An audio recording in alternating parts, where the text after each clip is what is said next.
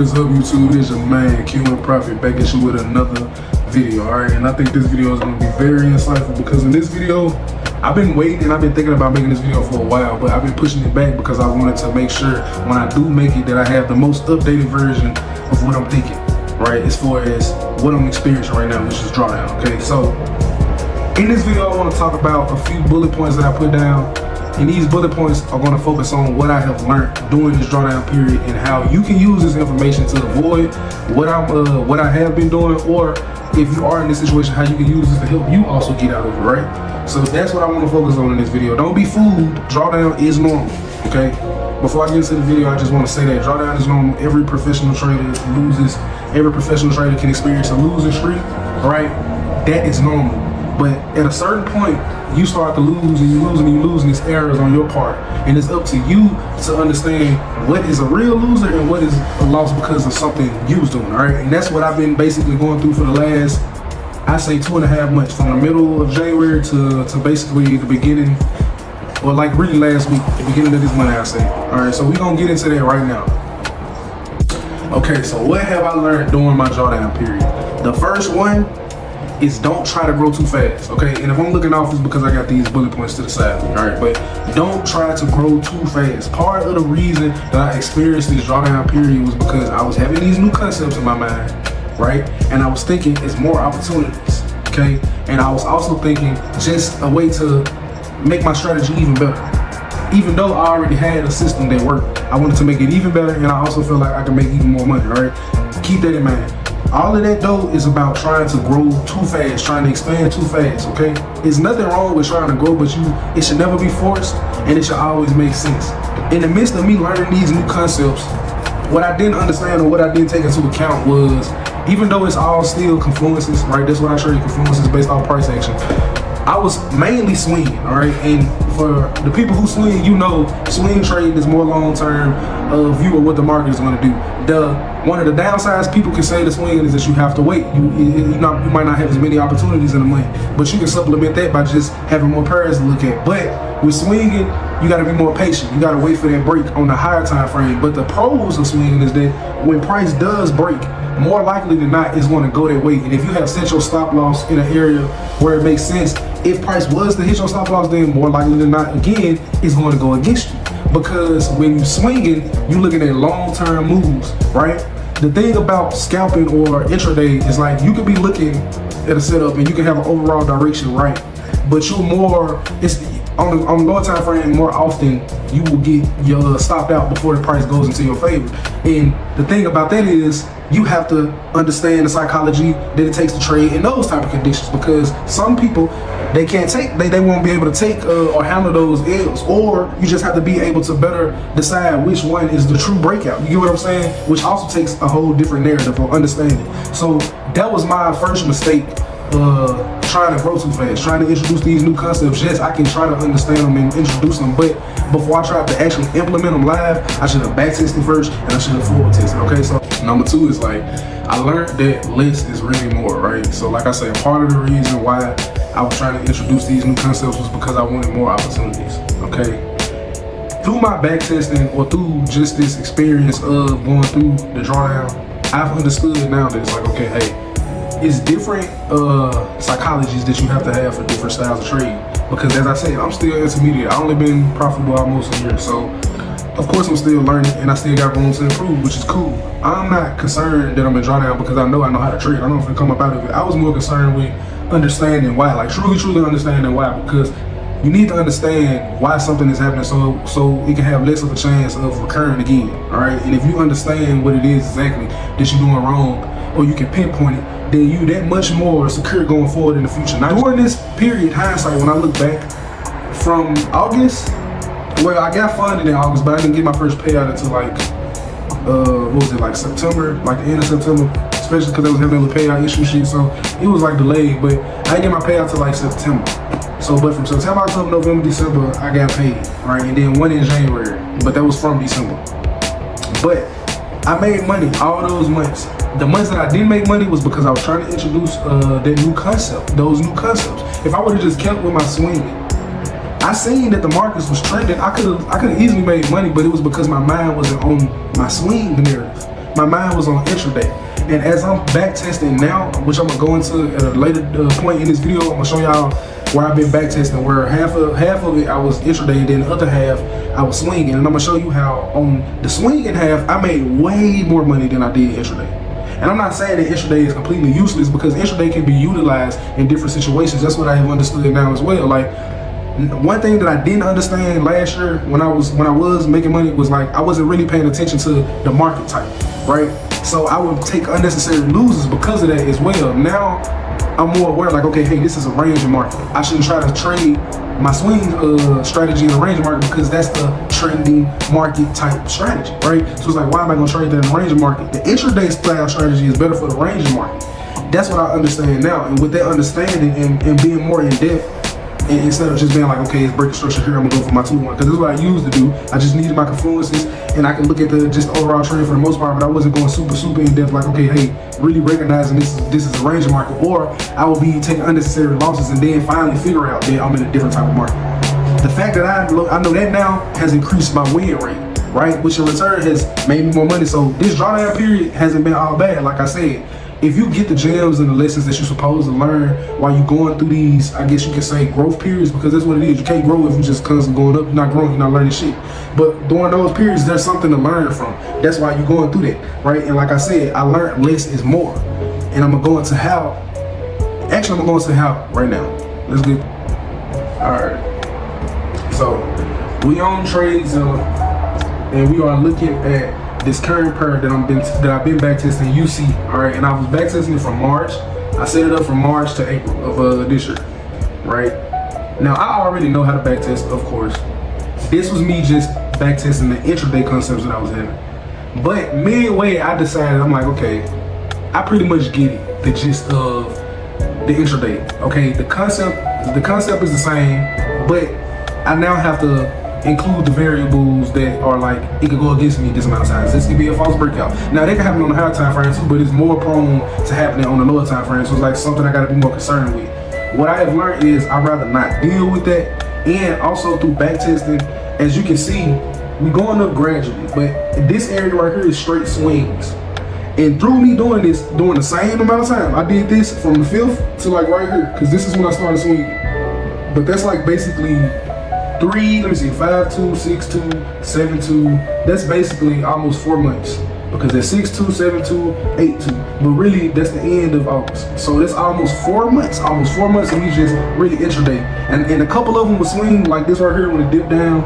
This was a swing position that brought us out. You see, we got in on the 5th and we got out on the 12th. This was a swing position. But all of the rest of this is intraday. And keep in mind, the trades are 95. My swing trades positions, I'm only getting maybe like 3 setups a month, but I can get more than one actual individual trade because I'm scaling in. And that's another thing.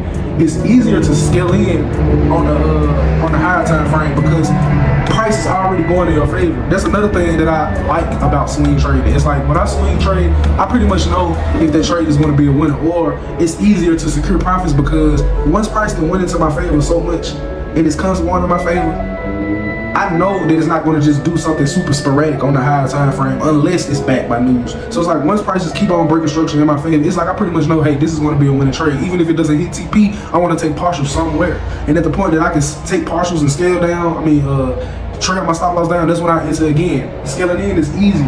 Not only is it easier, me being able to decide which trades I should enter. Me going for a higher risk reward, where at first last year all I was going for was 2-to-1s. Now if I see it, I'm gonna go for a 3-to-1. So imagine, I'm finna get into it. It was a trade that I took, it was a 3-to-1. I scaled in 2 more times, and it was basically, it ended up being like, that one trade setup was for like 6 wins. One setup was the same as almost 6 wins.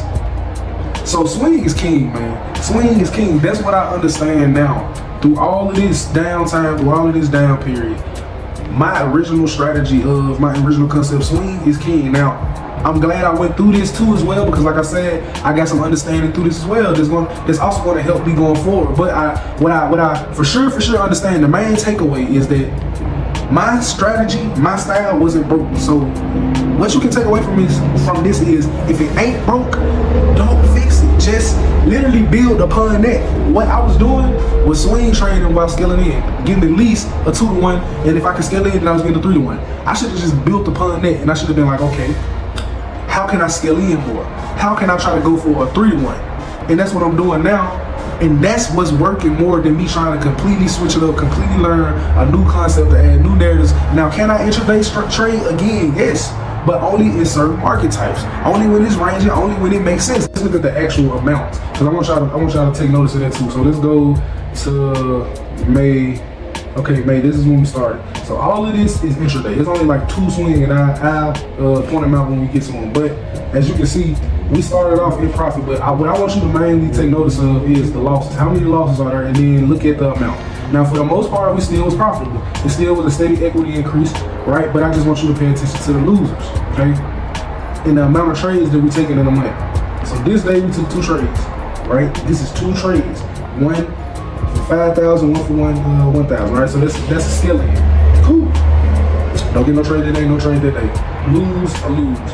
You can see for yourself, right? This is a pretty good month. All right, May is a good month, but then here comes June. All right, look at these losers. Again, the winners are always bigger because that's the main concept. We're gonna keep going. This is July. You see, we had way more losses in July. Only 3 wins, but that 1 win, I was able to scale in 3 times on one setup, and we really milked it, right? You see, one day, this one was for 1 day, 21 hours fast, so we was intraday, right? We're not swinging. You see that clearly there was intraday trade. Now you're gonna see the difference when we start swinging. September, this is August. Okay, so this is the last month of intraday. I was like, you know what, fuck this shit. Cause this whole month we was losing. And we can lose, and it could be a month of losing with swinging too, cause I don't want you thinking like, damn, I lost, I took a losing month. No. The psychology was more so because how many trades I took. I was like, damn, I took all these trades and I still ain't get a winner. That was fucking with my psychology. That was fucking with my psychology because when I'm swing trading, the odds are, the max amount of trades I'm gonna take before I get a winner is 4. And it could be 5, but that is fucking rare. That only happens maybe once every 2-3 years when I've been back testing. Only numbers that pop up consistently are 4, 2, and 3. And the most common are 2 and 3. I can lose 2-3 times, but then I take a winner. I can lose 2 times, take a win, lose 3 times, take 2 wins. Like, it can go like that, but never really lose more than 4. And if I am, then it's something that I did. It's some error on my part. So I'd rather swing and take 2 trades in a month and that be a losing month, but I only took 2 losses. It's better on my psychology than me taking all of these trades and me thinking like, damn, I still ain't took a winner, because this is what happens, or this is what might cause a motherfucker to over leverage. I'm still not gonna over leverage in this situation, but for me, that's when I just started thinking, I'm like, damn, I'm taking all of these trades, and I'm noticing too that the market is trending down, and I'm like, damn, I could have been swinging. So at this point, I said, you know what?